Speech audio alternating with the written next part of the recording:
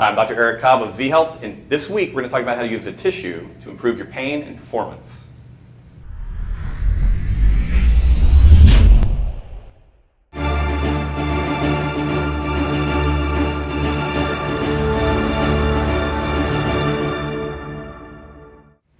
Hi guys, so we've been talking for a long time in Z Health about how the nervous system works, that it works on basically three principles. Input from the body, interpretation by the brain, and then that leads to hopefully really good output. Now, if you actually track this whole system, one of the things you have to recognize is that high quality input is incredibly important to having good brain function and then good output. So one of the things that we constantly test in our system when we're working with clients and athletes, if they're in pain or if we're working on performance, is we want to know, is their sensory input equal and symmetric? Because one of the things we want to be really aware of is that if I'm walking around and I can't actually feel a part of my body with a high degree of clarity, that's actually going to have an impact within the brain. And whenever it impacts the brain, that's then going to impact my movement. And what we find is that most people, particularly if they have a body part or area that they're struggling with, in most cases we find that the sensation there, so just like the ability to sense maybe a tissue on the skin, is somewhat compromised. So we're going to show you a really, really simple little drill here, a simple test that you can do on yourself just to get an experience. Now, the other thing I want to talk about in this also is a principle. One of the principles that we also talk a lot about is that whenever we are working on the brain, the closer we are to the brain when we apply some kind of stimulus to the body, often the more powerful it is. So what we're going to show you today is how to test sensation on your face, and we're going to see if that improves your pain or your performance. I know it sounds a little bit weird, but we see it all the time. And one of the things that's hard for people to wrap their head around is this seems too simple to work. But the fact is, the nervous system is kind of a closed loop. It needs really good input. If it has lousy input, the decision making and the output is often compromised. The very first thing we have to do is follow the Z Health rules. We need to have you do an assessment. All right? So for me today, I'm going to it's easy to see, I'm going to go back to my typical scarecrow testing. I'm going to check my shoulder ranges of motion, see how things are feeling. Right now, things are moving pretty well. My right shoulder feels a little tighter than my left. And I'll check a couple of other ranges of motion. Those feel pretty good today. I'm going to go ahead and check my neck range of motion, get an idea how that feels. All right, so for me, the two tightest motions are this and rotating my head to the right.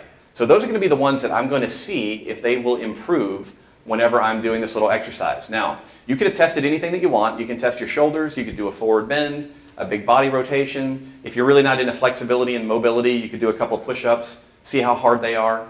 It does not matter what performance measure you're using, but I want to make sure that you're doing something physical so that we can do the exercise and then reassess, all right? Now, with that done, what we're going to do is we're going to grab a tissue. Like I said, it doesn't have to be a tissue. It can be a cloth or something, but you want it to be relatively soft, and I do not want you to use your finger. I want it to be something other than your own body. You're then going to divide your face into three areas: your forehead area, your cheek area, and your jawline, and then you're going to split your face in half, all right? Now, with that kind of mental picture, you're going to just simply start a little test. It'll look like this. Take the cloth on the right side of your forehead, and I want you to just stroke the skin 3 or 4 times, get an idea of how that feels, switch to the other side, and do the same thing.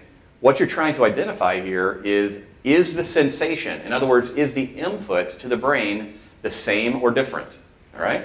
Next, go to your cheek. Again, 3 or 4 strokes on each side. And you're just asking yourself, does this side feel like this side? And then finally, come to your jawline. Now, even if you've got a beard or whatever, you still should be able to get some level of sensation. And in each case, like I said, you're trying to identify, is there one portion of my face where I feel the information coming in with less distinctness, less clarity?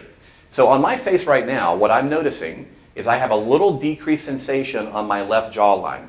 My forehead feels the same, my cheeks feel the same, but my jawline, I'm feeling a little less on the left side. And in most cases, probably 80% of people that we test notice some, at least small level of difference. So once you've identified, hey, do I have some decrease in sensation, your next job is to do this. You're simply going to go to that area, and you're going to spend about 60 seconds just lightly stroking it in different directions, all right? And the whole idea here is to concentrate on the sensation. Because basically we're telling the brain this area is really important, you need to pay attention to it.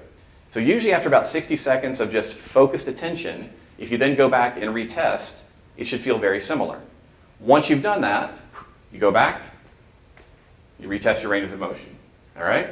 And in my case, obviously I got a really good improvement in my shoulder. Neck also feels better.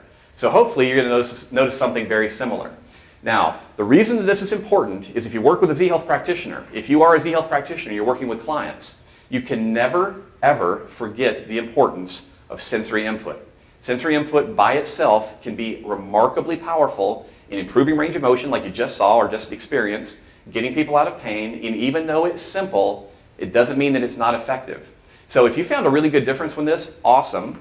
What we recommend is taking 5 to 8 times a day, 30 to 60 seconds, and just keep reassessing, making sure that you're improving from it.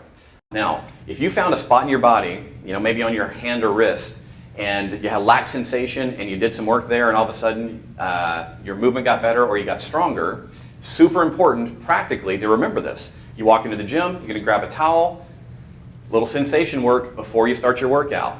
In between sets, maybe you're benching, a little more sensation work. What you'll typically find is that if you keep going back, working on that area that's been not giving good input to the brain, you're going to see an increase in performance progressively throughout the training session. So remember sensation, vital, vital concept.